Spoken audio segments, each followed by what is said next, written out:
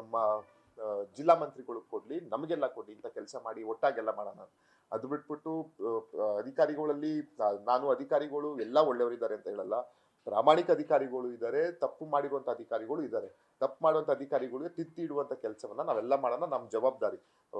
ಸಂವಿಧಾನದಡಿ doctor BR Baba Saheb Ambedkar ಅವರ ಸಾಹೇಬರ ಸಂವಿಧಾನದಲ್ಲಿ ಜನಪ್ರತಿನಿಧಿಗಳಿಗೆ ಅಧಿಕಾರ ಯಾಕೆ ಕೊಟ್ಟಿದ್ದಾರೆ ಅಂತ ಹೇಳಿದ್ರೆ, ಕಾರ್ಯಾಂಗ ಕೆಲಸವನ್ನ ಪ್ರಾಮಾಣಿಕವಾಗಿ ಮಾಡಿಸುವಂತ ಕೆಲಸ ಜವಾಬ್ದಾರಿ ನಾವಾದಂತ ಜನಪ್ರತಿನಿಧಿಗಳು ಇರ್ತದೆ. ಯಾವಾಗ ಜನಪ್ರತಿನಿಧಿಗಳು ಎಚ್ಚೆತ್ತುಕೊಳ್ಬೇಕು, ಯಾವೇ ಅಧಿಕಾರಿಗಳು ತಪ್ಪು ಮಾಡಿದಾಗ ತೊಂದರೆ ಸಾರ್ವಜನಿಕರಿಗೆ, ರೈತರಿಗೆ, ಬಡವರಿಗೆ ತೊಂದರೆ ಕೊಡ್ತಾ ಇದ್ದಾಗ ನಾವು ತಿದ್ದಿಡುವಂತ ಕೆಲಸವನ್ನ ಮಾಡ್ಬೇಕು. ಆದ್ರೆ ಅದನ್ನೇ ಇವರು ಅಸ್ತರವಾಗಿ ಇಟ್ಕೊಂಡು ಇವರು ಇಲ್ಲಿಸಲ್ಲದ ಆರೋಪ ಮಾಡ್ಕೊಂಡು ಮಾಡ್ತಿರೋದು ಎಲ್ಲೋ ಇದು ಸಮಂಜಸವಲ್ಲ. ಇದು ಒಳ್ಳೆಯ ಬೆಳವಣಿಗೆ ಅಲ್ಲ. ಅದು ಹಿರಿಯ ಶಾಸಕರಿದ್ದಾರೆ ಅವರು, ಅವ್ರಿಗೆ ಇದು ಅವರ ಘನತೆಗೆ ಇದು ತರ ಅಲ್ಲ ಅಂತ ಅನ್ಕೊಂತೀನಿ. ಜೊತೆಗೆ ನಿಮ್ಗೆಲ್ಲ ಗೊತ್ತಿರುವಂಗೆ ನಮ್ಮ ಇಡೀ ರಾಜ್ಯಕ್ಕೆ ಈ ಸಲ ಹೊಳೆನರಸೀಪುರ ಜಾತ್ರೆಯನ್ನ ಗೊತ್ತಾಗದಾಗ ಮಾಡಿದವ್ರು ಯಾರು ಅನ್ನೋದು ನಿಮ್ಗೆಲ್ಲ ಗೊತ್ತಿದೆ. ಜಾತ್ರೆಯಲ್ಲಿ ಗಲಭೆ ಎಪ್ಸಿ, ಗಲಾಟೆ ಮಾಡಿಸಿ, ಎಲ್ಲರಿಗೂ ಅದರಲ್ಲಿ ಏನು ಮುಚ್ಚುಮರೆ ಇಲ್ಲ. ಎಲ್ಲ ಮಾಧ್ಯಮ ಮಿತ್ರರಿಗೂ ಗೊತ್ತು, ಎಲ್ಲ ಜನತೆಗೂ. ಅದರಲ್ಲೇನು ಮಾನ್ಯ ನಮ್ಮ ಜಿಲ್ಲಾಧಿಕಾರಿಗಳ ಮೇಲೆ ಮತ್ತೆ ನಮ್ಮ ತಾಲೂಕಿನ ಸುಮಾರು ಅಧಿಕಾರಿಗಳ ಮೇಲೆಲ್ಲ ಒಂದು ಸದನದಲ್ಲಿ ಧ್ವನಿ ಎತ್ತಿ ಅದ್ರ ಬಗ್ಗೆ ಪಿಟಿಷನ್ ಏನೋ ಕಮಿಟಿಗೆ ಏನೋ ಹಾಕಿದ್ದಾರೆ ಅನ್ನೋದು ಸಹ ನಾನು ಮಾಧ್ಯಮ ಮುಖಾಂತರ ನೋಡಿದೆ. ಎಲ್ಲೋ ಇದೆಲ್ಲ ಒಳ್ಳೆ ಬೆಳವಣಿಗೆ ಎಲ್ಲ ಅನ್ಕೊಂತೀನಿ. ಯಾಕಂತೇಳಿ ಕೆಲಸ ಮಾಡೋರಿಗೆ ಸಹಕಾರ ಕೊಡಬೇಕು. ಯಾಕಂತ ಹೇಳಿದ್ರೆ ಅವರು ಆಡಳಿತ ಪಕ್ಷದಲ್ಲೂ ಕೆಲಸ ಮಾಡಿದ್ದಾರೆ, ವಿರೋಧ ಪಕ್ಷ ಇದ್ದಾಗಲೂ ಕೆಲಸ ಮಾಡಿದ್ದಾರೆ. ಸಹಕಾರ ಕೊಡಬೇಕಾಗಿತ್ತು. ಅವರು ಎಲ್ಲೋ ಇದನ್ನ ಮರೆತು ಅಧಿಕಾರಿಗಳಿಗೆ ತೊಂದರೆ ಕೊಡುವಂತ ಕೆಲಸಕ್ಕೆ ಅವರು ಇಳಿದಿದ್ದಾರೆ. ಜನರ ಅಭಿವೃದ್ಧಿ ಬಗ್ಗೆ ಕಾಳಜಿ ಕಡಿಮೆ ಆಗಿದೆ, ಜನರ ಬಗ್ಗೆ ಕಾಳಜಿ ಎಲ್ಲೋ ಕಡಿಮೆ ಆಗಿದೆ ಅವ್ರಿಗೆ ಅಧಿಕಾರಿಗಳಿಗೆ ತೊಂದರೆ ಕೊಡುವುದು ಇಲ್ಲ, ಯಾರು ಬೆಳ್ಕೊಂಡ್ಬಿಡ್ತಾರೆ, ಯಾರು ಒಳ್ಳೇದಾಗ್ತದೆ, ಇವರಿಂದ ಸಮಾಜಕ್ಕೆ ಒಳ್ಳೇದಾಗ್ತದೆ ಅನ್ನೋದನ್ನ ಟಾರ್ಗೆಟ್ ಮಾಡುವಂತ ಕೆಲಸವನ್ನ ಮಾಡ್ತಾ ಇದ್ದಾರೆ. ಇದನ್ನ ಮಾಧ್ಯಮ ಮುಖಾಂತರ ಮನವಿಯನ್ನ ಮಾಡ್ತೀನಿ, ಇದು ಇಲ್ಲಿಗೆ ನಿಲ್ಲಿಸ್ಲಿ.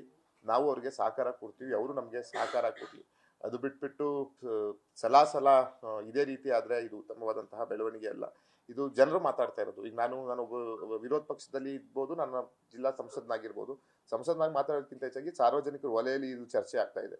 ಇದನ್ನ ಅವ್ರು ಅರ್ಥಕೊಂಡು ತಿದ್ಕೊಂಡ್ರೆ ಒಳ್ಳೆಯದು. ಮುಂದಿನ ದಿನಗಳು ಇಲ್ಲ ಅಂದ್ರೆ ಜನ ಸೂಕ್ಷ್ಮವಾಗಿ, ನಮ್ಮ ಜಿಲ್ಲೆಯ ಜನ, ನಮ್ಮ ಕ್ಷೇತ್ರದ ಜನ ತುಂಬಾ ಪ್ರಜ್ಞಾವಂತ ಮತದಾರರು ನಮ್ಮ ಜಿಲ್ಲೆಯವರು, ತುಂಬಾ ಹತ್ರದಿಂದ ಸೂಕ್ಷ್ಮವಾಗಿ ಗಮನಿಸ್ತಾ ಇದ್ದಾರೆ. ಮುಂದಿನ ದಿನಗಳಲ್ಲಿ ಅದನ್ನ ಏನ್ ಮಾಡ್ಬೋದು ಮಾಡುವಂತ ಕೆಲಸವನ್ನ ಅವ್ರು ಮಾಡ್ತಾರೆ. ನಮ್ಮ ಜಿಲ್ಲಾಧಿಕಾರಿಗಳ ವಿಷಯ ಅಂತ ಬಂದಾಗ, ಜಿಲ್ಲಾಧಿಕಾರಿಗಳು ಒಂದ್ ಕಡೆ ಇಡೋಣ, ಅವರೊಬ್ರು ಮಹಿಳೆ ಇದ್ದಾರೆ, ನಮಗೆ ನಮ್ಮ ತಾಯಿ ಮಹಿಳೆ ಇರ್ತಾರೆ, ನಮ್ಮ ಮಡದಿ, ತಂಗಿ, ನನ್ನ ಮಕ್ಕಳು, ಆ ತರ ಇರ್ಬೇಕು. ಮೊದಲನೇದು ಆ ರೀತಿಯಲ್ಲಿ ನೋಡಿ, ಆಮೇಲೆ ಜಿಲ್ಲಾಧಿಕಾರಿಗಳ ರೀತಿಯಲ್ಲಿ ನಾವು ನೋಡ್ಬೇಕಾಗ್ತದೆ. ಯಾವುದೇ ಅಧಿಕಾರಿಗಳಾಗಿರ್ಬೋದು, ಮಹಿಳಾ ಅಧಿಕಾರಿಗಳು, ಒಂದು ಗೌರವ ನಮಗಿರ್ಬೇಕು. ಪ್ರಾಮಾಣಿಕವಾಗಿ ಕೆಲಸ ಮಾಡ್ತಾ ಇದ್ದಾರೆ. ನಾನು ಜಿಲ್ಲಾಧಿಕಾರಿಗಳು ಪರ ಅಂತೂ ಮಾತಾಡ್ತಾ ಇಲ್ಲ. ಯಾಕಂದ್ರೆ ಜಿಲ್ಲಾಧಿಕಾರಿಗಳು ಎಲ್ಲರಿಗೂ, she is a district magistrate, ಅವ್ರು ಯಾವುದೇ ಪಕ್ಷಪಾತ ಇಲ್ಲದೆ ಪ್ರಾಮಾಣಿಕವಾಗಿ ಕೆಲಸ ಮಾಡ್ಕೊಳ್ಳುವಂತ ಕೆಲಸವನ್ನ ಮಾಡ್ತಿದ್ದಾರೆ. ಅವ್ರಿಗೆ ಎಲ್ಲ ಸೇರಿ ಸಹಕಾರ ಕೊಡುವಂತ ಕೆಲಸವನ್ನ ನಾವು ಮಾಡೋಣ. ಇಲ್ಲ ಇವರು ಇದೇ ರೀತಿ ಜಿಲ್ಲಾಧಿಕಾರಿಗಳನ್ನಾಗಿರ್ಬೋದು, ನಮ್ಮ SP ಅವ್ರ ಮೇಲೆ ಆಗಿರ್ಬೋದು, ವಿವಿಧ ಅಧಿಕಾರಿಗಳ ಮೇಲೆ ಇದೇ ರೀತಿ ಆದ್ರೆ ಹೇಗೆ ಜಿಲ್ಲಾ ಅಭಿವೃದ್ಧಿ ಆಗ್ತದೆ, ಜಿಲ್ಲೆಯ ಪಥ ಯಾವ ತರ ಹೋಗ್ತದೆ, ಯಾವ ಕಡೆ ಜಿಲ್ಲೆ ಅಭಿವೃದ್ಧಿ ನಡೆ ಹೋಗ್ತದೆ ಅನ್ನೋದು ನನ್ನ ಒಂದು ಯಕ್ಷ ಪ್ರಶ್ನೆ. ಎಲ್ಲರ ಸಹಕಾರ ಬೇಕು. ಇವರು ಸಹಕಾರ ಕೊಡದೆ ಪ್ರತಿ ಸಲ ಅಸಹಕಾರ ಕೊಡೋದು, ಹೋಗ್ಲಿ ಒಳ್ಳೇದಾಗ್ತಾ ಇದ್ರೆ ಆಯ್ತು ಆಗ್ಲಿ ಅನ್ನೋದು ಬಿಡಲ್ಲ. ಅದ್ರಲ್ಲಿ ನಮ್ದು ಕೈ ತೂರಿಸಿ ಅದಕ್ಕೆ ಏನಾರು ಮಾಡ್ಬೇಕು ಅನ್ನೋದು ಇವರ ಒಂದು ಉದ್ದೇಶ. ಏನಾರು ಅದ್ರಲ್ಲೊಂದು ಹುಡುಕ್ಬೇಕು, ಅದರಿಂದ ಏನಾರು ಒಂದು ಇವರು ಬಂಡವಾಳ ಮಾಡ್ಕೊಬೇಕು ಅನ್ನೋದು. ಅದ್ರ ಕೈ ಬಿಡ್ಲಿ ಅಂತ ನಿಮ್ಮ ಮುಖಾಂತರ ಅವ್ರಿಗೆ ಮನವಿಯನ್ನ ಮಾಡ್ತೀನಿ.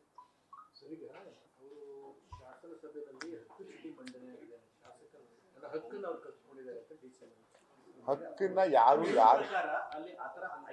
ಅಲ್ಲ, ಈಗ ಹಕ್ಕನ್ನ ಯಾರು, ಇದನ್ನ ಮಾಧ್ಯಮ ಮುಖಾಂತರ ಮುಂಚೆನೆ ಹೇಳಿದ್ದೆ, ಜಾತ್ರೆ ದಿನಾನೂ ಹೇಳಿದ್ದೆ ನಮ್ಮ ಹೊಳೆನರಸೀಪುರಕ್ಕೆ ಬಂದಾಗ. ಅದಾದ್ಮೇಲೆ ನಾನು ಯಾವ್ದು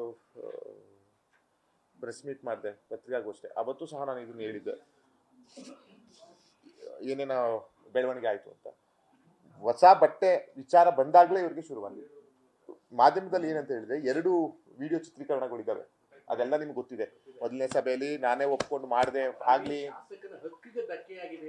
ಯಾವ ರೀತಿ, ಈಗ ನಾವೆಲ್ಲ ಪ್ರಜ್ಞಾವಂತರಿದ್ದೀವಿ, ಮಾಧ್ಯಮದವ್ರು ಪ್ರಜ್ಞಾವಂತರಿದ್ದಾರೆ, ಯಾವ ರೀತಿಯಲ್ಲಿ ಅವ್ರಿಗೆ ಧಕ್ಕೆ ಆಗಿದೆ, ಅವ್ರು ಯಾವ ರೀತಿಯಲ್ಲಿ ಅವ್ರ ಗೌರವಕ್ಕೆ ಧಕ್ಕೆ ಆಗಿದೆ ಅನ್ನೋದನ್ನ ನಾವು ಯೋಚನೆ ಮಾಡೋಣ. ಅದು ಕಾನೂನುಬದ್ಧವಾಗಿ ಏನ್ ಮಾಡ್ಬೇಕು ಅದನ್ನ ಮಾಡ್ತಾರೆ. ಅವರೊಬ್ರು ಶಾಸಕರಿದ್ದಾರೆ, ಅವ್ರಿಗೂ ಪಿಟಿಷನ್ ಹಾಕಿದ್ದಾರೆ, ಅದನ್ನ ಕಾನೂನುಬದ್ಧವಾಗಿ ಪಾರದರ್ಶಕವಾಗಿ ಮಾಡ್ತಾರೆ. ಅದ್ರಲ್ಲಿ ಯಾರು ಸತ್ಯಾಸತ್ಯತೆ ಇದೆ, ಏನ್ ಸುಳ್ಳಿದೆ ಅನ್ನೋದು ಅಲ್ಲಿ ಸಮಿತಿ ಅಧ್ಯಕ್ಷರು ಇರ್ತಾರೆ, ಸದಸ್ಯರು ಇರ್ತಾರೆ, ಕಾರ್ಯದರ್ಶಿಗಳು ಇರ್ತಾರೆ, ಆಮೇಲೆ ವಿಧಾನಸಭಾ ಸ್ಪೀಕರ್ ಅವರು ಇರ್ತಾರೆ, ವಿಧಾನಸಭಾ ಕಾರ್ಯದರ್ಶಿಗಳು ಇರ್ತಾರೆ, ಎಲ್ಲರೂ ಇರ್ತಾರೆ. ಸತ್ಯಾಸತ್ಯತೆ ಮಾಡ್ಲಿ. ಆದ್ರೆ ನಮ್ಮ ಆತ್ಮಕ್ಕೆ ನಾವು ಈ ಆರೋಪ ಮಾಡ್ತಾ ಇರೋದು ಸರಿನಾ ತಪ್ಪಾ ಅನ್ನೋದನ್ನ ನಾವು ಒಂದ್ ಬಾರಿ ಯೋಚನೆ ಮಾಡ್ಬೇಕಿತ್ತು.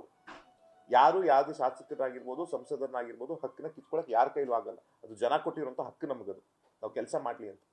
ನಾವು ಎಲ್ಲೋ ಹಕ್ಕುಚ್ಯುತಿ ಮಂಡನೆ ಮಾಡ್ತಿದ್ದಾರೆ ಅಂತ ಹೇಳಿದ್ರೆ ನಾವು ಅಸಹಾಯಕರು ಅನ್ನೋದೆಲ್ಲೋ ನಾವು ಕೈ ಚೆಲ್ಲಿದ್ದೀವಿ ಅನ್ನೋದು ಇದು ಸೂಚನೆ ಅಥವಾ ಒಂದು ಜನಕ್ಕೆ ಒಂದು ಮೆಸೇಜ್ ಹೋಗ್ತದೆ. ಇದು ಅಂದ್ರೆ ಇವ್ರ ಕೈಲಿ ಆಗ್ಲಿಲ್ವಾ ಇವ್ರಿಗೆ, ಇಲ್ಲ ಇವರು ಶಾಸಕರಾಗಿ ಇವ್ರ ಕೆಲಸ ವಿಫಲರಾದ್ರ ಅನ್ನೋದು ಇವರೇ ಒಪ್ಕೊಂಡಂಗೆ ಆಗ್ತದೆ. ಅದು ಎಲ್ಲೋ ಇವರು ಶಾಸಕರಾಗಿ ನಾನು ಕೆಲಸ ಮಾಡೋಕ್ಕಾಗಲಿಲ್ಲ, ವಿಫಲರಾದೆ ಅಂತ ಇವ್ರು ಒಪ್ಕೊಂಡು ಎಲ್ಲೋ ಆ ಒಂದು ಇದರಿಂದ ಇವರು ಹಕ್ಕುಚ್ಯುತಿ ಮಂಡನೆಗೆ ಹಾಕಿರ್ಬೋದು. ಜೊತೆಗೆ ಅವ್ರು ಇನ್ನೊಂದು ಹೆಜ್ಜೆ ಮುಂದೆ ಹೋಗಿ ಅಧಿಕಾರಿಗಳೆಲ್ಲ ಕಾಂಗ್ರೆಸ್ ಪಕ್ಷದ ಏಜೆಂಟರ ಕೆಲಸ ಮಾಡ್ತಾರೆ ಅನ್ನೋ ಆರೋಪ. ಮುಂಚೆ ನಾನು ಜಿಲ್ಲಾ ಪಂಚಾಯತ್ ಸದಸ್ಯನಾದಾಗ ಸಮ್ಮಿಶ್ರ ಸರ್ಕಾರ ಇತ್ತು, ಅವಾಗ್ಲೂ ಜಿಲ್ಲಾ ಮಟ್ಟದ ಅಧಿಕಾರಿಗಳನ್ನ ನೋಡಿದ್ದೀನಿ, ಜಿಲ್ಲಾಧಿಕಾರಿಗಳನ್ನ ನೋಡಿದ್ದೀನಿ, ಎಲ್ಲರನ್ನೂ ನೋಡಿದ್ದೀನಿ. ಅವಾಗ ಯಾವ ರೀತಿ ಕೆಲಸ ಮಾಡಿದ್ದಾರೆ ಅವ್ರನ್ನ ಅವ್ರ ಆತ್ಮಾವಲೋಕನ ಮಾಡ್ಕೊಳ್ಳಿ. ಯಾರು ಕಾಂಗ್ರೆಸ್ ಏಜೆಂಟ್ ಆಗ್ತಾರೆ, ಯಾರು ಬಿಜೆಪಿ JDS ಏಜೆಂಟ್ ಆಗ್ತಾರೆ, ಪಾರದರ್ಶಕವಾಗಿ ಕೆಲಸ ಮಾಡಬೇಕು. ಕೆಲಸ ಮಾಡಕ್ ಬಂದೆ ಅವ್ರು ಇದಾದ್ಮೇಲೆ ಏನು ಈಗ ರಿಟೈರ್ಮೆಂಟ್ ಆಗ್ಬಿಡ್ತಾರ? ಈ ಸರ್ಕಾರ ಬಗ್ಗದ ಮೇಲೆ ಅವ್ರು ಕೆಲಸದಲ್ಲೇ ಇರ್ತಾರಲ್ಲ, ಎಲ್ಲಿ ಹೋಗ್ತಾರ ಅವರು? ನಮಗೆ 5 ವರ್ಷದ ಎಕ್ಸಾಮು, ಅವ್ರಿಗೆ ಒಂದ್ಸಲಿ ಎಕ್ಸಾಮ್ ಬರೋದು 60 ವರ್ಷ, ಹೌದಲ್ಲ? ನಮ್ಗೆ ಪ್ರತಿ 5 ವರ್ಷಕ್ಕೆ ನಾವು ಪರೀಕ್ಷೆ ಬರೀತಾನೆ ಇರಬೇಕು. ವಿಧಾನಸಭೆ, ಲೋಕಸಭೆ, ಪರಿಷತ್ತು, ಜಿಲ್ಲಾ ಪಂಚಾಯತ್, ಪ್ರತಿಯೊಂದು ಚುನಾವಣೆ ವ್ಯವಸ್ಥೆ ಅಂತ ಬಂದಾಗ 5 ರಿಂದ 6 ವರ್ಷ. ಆದ್ರೆ ಅಧಿಕಾರಿಗಳು ಅಷ್ಟು ಸುಲಭವಾಗಿ ಯಾರ ಪರನೂ ಮಾಡಕ್ಕಾಗಲ್ಲ. ಯಾಕಂತ ಹೇಳಿದ್ರೆ ಅವ್ರು ಈ ಸರ್ಕಾರ ಅಲ್ಲ, ಇನ್ನೊಂದು ಸರ್ಕಾರ, ಪ್ರತಿ ಒಂದೊಂದು ಜನಾದೇಶದ ಮೇಲೆ ಸರ್ಕಾರ ನಿಂತಿರ್ತದೆ. ಹಾಗಾಗಿ ಅವ್ರ ಮೈ ಮರ್ತ್ ಕೆಲಸ ಮಾಡಿದಲ್ಲಿ ತಿದ್ದುವಂತ ಕೆಲಸ ಜವಾಬ್ದಾರಿ ಯಾರಿರ್ತದೆ, ನಮ್ದಿರ್ತದೆ. ಇವ್ರು ಆ ಕೆಲಸ ಮಾಡ್ಬೇಕಿತ್ತು. ಇವರು ಅದನ್ನ ಬಿಟ್ಬಿಟ್ಟು ಇವರು ನಾನು ಅಸಹಾಯಕರಾಗ್ಬಿಟ್ಟು ಇವ್ರು ಹೋಗಿ ವಿಧಾನಸಭೆಯಲ್ಲಿ ಹಕ್ಕುಚ್ಯುತಿ ಮಂಡಿಸಿದ್ದಾರೆ ಅಂದ್ರೆ ಎಲ್ಲೋ ಅದು ಅವ್ರ ಘನತೆಗೆ ತಕ್ಕದಲ್ಲ. ಅವರೆಲ್ಲೋ ಕೈ ಚೆಲ್ಲಿದ್ದಾರೆ ಅಂತ ನನ್ನ ಭಾವನೆ. 100ಕ್ಕೂ 100 ಆಗಿಲ್ಲ. ಅವ್ರೇನ್ ಹೇಳ್ತಾರೆ, ಅಲ್ಲಿ ನಡೆದಂತ ಸಭೆಯಲ್ಲಿ, ನನ್ನ ಅಧ್ಯಕ್ಷನ ಸಭೆಯಲ್ಲಿ ಹೊಸ ಬಟ್ಟೆ ಹಾಕಂಗಿಲ್ಲ ಅನ್ನೋ ತೀರ್ಮಾನ ಆಗಿ ಮಿನಿಟ್ಸ್ ಆಗಿದ್ದು. ಅದಾದ ನಂತರ DC ಅವರು ಓರಲ್ ಆಗಿ ಹೇಳಿ ಆ ಒಂದು ನಿರ್ಧಾರವನ್ನ ಬದಲಾಯಿಸಿದ್ದಾರೆ. ಇದು ನಮ್ಮ ನಿರ್ಧಾರಕ್ಕೆ ಬೆಲೆ ಇಲ್ವಾ, ನನ್ನ ಹಕ್ಕಿಗೆ ಬೆಲೆ ವಿಡಿಯೋ ಅಲ್ಲ, 2 ವಿಡಿಯೋಗಳಿದಾವೆ ಅಲ್ಲಿ. ಆ 2 ವಿಡಿಯೋದಲ್ಲೂ ನಾನು ಸಭೆಗೆ ನಡೆಸಿಲ್ಲ, ನಾವ್ ಯಾರು ಸಭೆಗೆ ಹೋಗಿಲ್ಲ. ಮೊದಲನೇದಲ್ಲಿ ಅದೇ ವಿಡಿಯೋದಲ್ಲಿ ಅವರೇ ಹೇಳಿದ್ದಾರೆ, ಸಭೆಯಲ್ಲಿ ಎಲ್ಲರ ದುಡ್ಡನ್ನ ತಗೊಂಡು ಹೊಸ ಬಟ್ಟೆ ಹೊಲಿಸಿ ಅಂತ ಅವರೇ ಹೇಳಿದ್ದಾರೆ. ಎರಡನೇ ಸಭೆ, ಮೊದಲನೇ ಸಭೆ ಆದ್ಮೇಲೆ ಎರಡನೇ ಸಭೆ ಏಕಾಏಕಿ ಮಾಡೋಂಥದ್ದು ಏನಿತ್ತು? ಯಾವಾಗ ನಾನು 2 ಲಕ್ಷ ದುಡ್ಡು ಕೊಟ್ಟ ಮೇಲೆ ಹೊಸ ಬಟ್ಟೆ ಹೊಲಿಸಿ ಎಲ್ಲರನ್ನು ಕಲೆಕ್ಟ್ ಮಾಡಿ ಅದು 5-6 ಲಕ್ಷ ಆಗುತ್ತೆ. ಅದು 5-6 ಲಕ್ಷ ಏಕಾಏಕಿ ಹೊಲ್ಸಕ್ಕಾಗಲ್ಲ. ನಾನು ನನ್ನ ಗೌರವದಿಂದ ದುಡ್ಡು ತೆಗೆದುಕೊಡ್ತೀನಿ, ಎಲ್ಲರನ್ನು ಕಲೆಕ್ಟ್ ಮಾಡಿ ಕೊಡ್ಸಿ. ನಾನು ಯಾವಾಗ 2 ಲಕ್ಷ ದುಡ್ಡು ಕಳಿಸ್ದೆ, ರಸೀತಿ ಕೊಟ್ಟರು, ಅವತ್ತಿಂದ ಶುರುವಾಯ್ತಿದ್ದು ಹೊಸ ಬಟ್ಟೆ ಬೇಡ, ಹಳೆ ಬಟ್ಟೆ ಬೇಕು. 2 ಸಭೆ ಮಾಡಿದ್ದಾರೆ ಅವರೇ. 2ನೇ ಸಭೆ ಮಾಡಿ 2ನೇ ಸಭೆಯಲ್ಲಿ ಬಟ್ಟೆ ಬೇಡ ಅಂತ ತೀರ್ಮಾನ ಮಾಡಿದ್ದಾರೆ. 2 ಸಭೆ ಮಾಡಕ್ಕೆ ಇರೋದು ಸರ್ವಾಧಿಕಾರನ?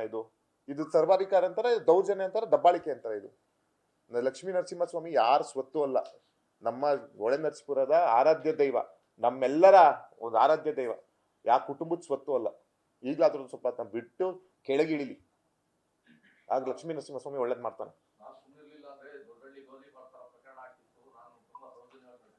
ಅವತ್ತು ಮಾಧ್ಯಮದಲ್ಲಿ ನೀವೇ ನೋಡಲ್ಲ ಯಾರು ಸೌಜನ್ಯವಾಗಿ ನಡ್ಕೊಂಡ್ರು ಅಂತ.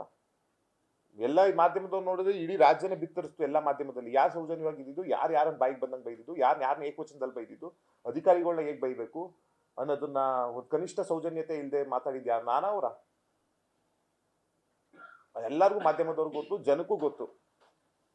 ಅವರು ಅವತ್ತು ಅವರ ಸ್ಥಾನದಲ್ಲಿ ಕೂತ್ಕೊಂಡು ಮಾತಾಡಿದ್ರ ಇಲ್ಲ ಬೇರೆ ರೀತಿ ಮಾತಾಡಿದ್ರು, ಎಲ್ಲರಿಗೂ ಗೊತ್ತಲ್ಲ. ಎಲ್ಲ ಮಾಧ್ಯಮದವ್ರು ನೋಡಿದಿರಿ ಎಲ್ಲ ವಿಡಿಯೋದಲ್ಲಿ. ಅವತ್ತು ಪೊಲೀಸ್ ಇಲಾಖೆಯವರು ಮುನ್ನೆಚ್ಚರಿಕೆ ಕ್ರಮ ತಗೊಳ್ದೆ ಹೋಗಿದ್ರೆ ಖಂಡಿತ ಇವರೇ ಕಾರಣಕರ್ತರಾಗೋದಕ್ಕೆ. ಪೊಲೀಸ್ ಅವರು ಎಚ್ಚರಿಕೆಯಿಂದ ಯಶಸ್ವಿಯಾಗಿ ಆಯ್ತು. ಅದಾಯ್ತು, ಮುಂದಿನ ವರ್ಷ ಎಲ್ಲ ಸೇರ್ ಮಾಡೋಣ ಅನ್ನೋ ಒಂದು ದೊಡ್ಡ ಮನಸ್ಸು ಮಾಡಿದ್ರೆ ಇದು ಇಲ್ಲಿವರೆಗೂ ಹೇಳ್ಕೊಂಬರೋ ಅವಶ್ಯಕತೆನೇ ಇರಲಿಲ್ಲ. ಅವರು ದೊಡ್ಡತನದಲ್ಲಿದ್ದವರು, ದೊಡ್ಡ ಕುಟುಂಬದಿಂದ ಬಂದವರು, ಮಾಜಿ ಪ್ರಧಾನಿಗಳು ಮನೆಯವರು, ಮಾಜಿ ಮುಖ್ಯಮಂತ್ರಿಗಳ ಮನೆಯವರು, ಇವರು 2-3 ಬಾರಿ ಮಂತ್ರಿಗಳಾದವರು, ಸಚಿವರು, ಶಾಸಕರಾದವರು, ಕುಟುಂಬದ ಸುಮಾರು ಅಧಿಕಾರಗಳನ್ನ ಅನುಭವಿಸಿರೋರು. ಇವರು ದೊಡ್ಡ ಮನಸ್ಸು ಮಾಡಿ ವಿಶಾಲ ಹೃದಯ ಇದ್ದಿದ್ರೆ ಅವತ್ತು ಅಲ್ಲಿಗೆ ಬಿಟ್ಬಿಟ್ಟು ಮುಂದಕ್ಕೆಲ್ಲ ಒಟ್ಟಿಗೆ ಹೋಗೋಣ ಅನ್ನೋ ಒಂದು ಮನಸ್ಥಿತಿ ಬರ್ಬೇಕಿತ್ತು ಇವ್ರಿಗೆ. ಅವತ್ತು ಅಷ್ಟಾದ್ರೂ ಇಲ್ಲ, ಹಠ ಸಾಧಿಸಿ ನಾನು ತೊಂದರೆ ಕೊಡ್ಬೇಕು ಅಧಿಕಾರಿಗಳಿಗೆ, ಅವ್ರಿಗೆ ನೆಮ್ಮದಿ ಇಲ್ದಂಗೆ ಮಾಡ್ಬೇಕು, ಅವ್ರ ಜೀವನ ಹಾಳು ಮಾಡ್ಬೇಕು ಅನ್ನೋದೇ ಇವ್ರ ತಲೆ ಒಳಗಿರೋದು. ಆದ್ರೆ ಇರೋದಕ್ಕೆ ಹಿಂದೆ ಮುಂದುವರೆದು